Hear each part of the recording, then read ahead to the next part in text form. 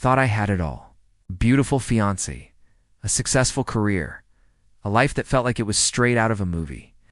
We were just weeks away from our wedding. Invitations were sent, the venue was booked, and my heart was full. But a single text message, a message not meant for my eyes, shattered that perfect picture into a million pieces. It was from her to someone else. We'll never know. It read, "He's so blind to everything."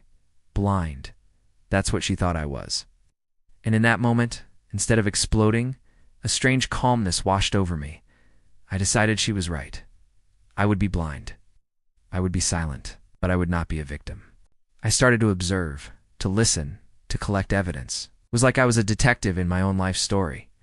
I saw the late-night texts she tried to hide, the work dinners that went on for hours. I heard the whispered phone calls when she thought I was asleep. Each lie was a piece of a puzzle I was putting together. The man she was seeing wasn't a stranger. He was one of my own groomsmen, a man I called a friend. The betrayal cut deeper than I could have ever imagined. But my pain fueled my resolve. She wanted me to be blind. Fine. I would play the part better than she could ever anticipate. The days leading up to the wedding were a blur.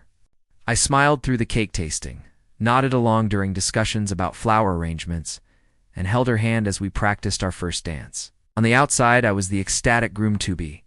On the inside, I was planning. Secretly contacted our vendors not to cancel, but to make a few adjustments. I spoke with my family and my real friends, letting them in on the storm that was about to break. Their support was my anchor. They saw the pain behind my quiet composure and stood by me, ready for what was to come. Then, the wedding day arrived. The sun was shining, the music was playing, and the venue looked breathtaking. Our guests filled the seats, their faces beaming with happiness for us. My fiancée walked down the aisle, looking like an angel in her white dress. She smiled at me, a picture of innocence. When she reached the altar, I took her hands. The officiant began. "Dearly beloved, we are gathered here today." But I held up a hand to stop him. I turned to our guests, my voice steady and clear. "I want to thank you all for coming," I started, "but there won't be a wedding today." A wave of gasps and murmurs spread through the crowd. My fiancé's face turned from a smile to a mask of confusion, then to dawning horror. I continued, "It turns out my beautiful bride-to-be has been sharing her love a little too generously, specifically with my groomsman Mark over there." I pointed. All eyes swiveled to him. He looked like he'd seen a ghost. Then, a projector screen behind us flickered to life, displaying screenshots of their messages. The "He'll never know" text was front and center. The room was dead silent, except for her choked sobs. I looked at her, my voice devoid of the love I once felt.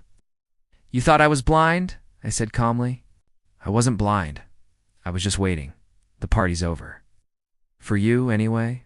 I turned back to our shocked guests. "But since everything's paid for, please enjoy the food and drinks. Let's celebrate a new beginning, mine." And with that, dropped the microphone and walked out, leaving the wreckage of her lies behind me. It wasn't the wedding day I had dreamed of, but it was the day I took my life back. Thank you for listening to my story. If you've been through something similar, know that you're not alone and your strength is greater than your pain. Don't forget to like and subscribe for more stories.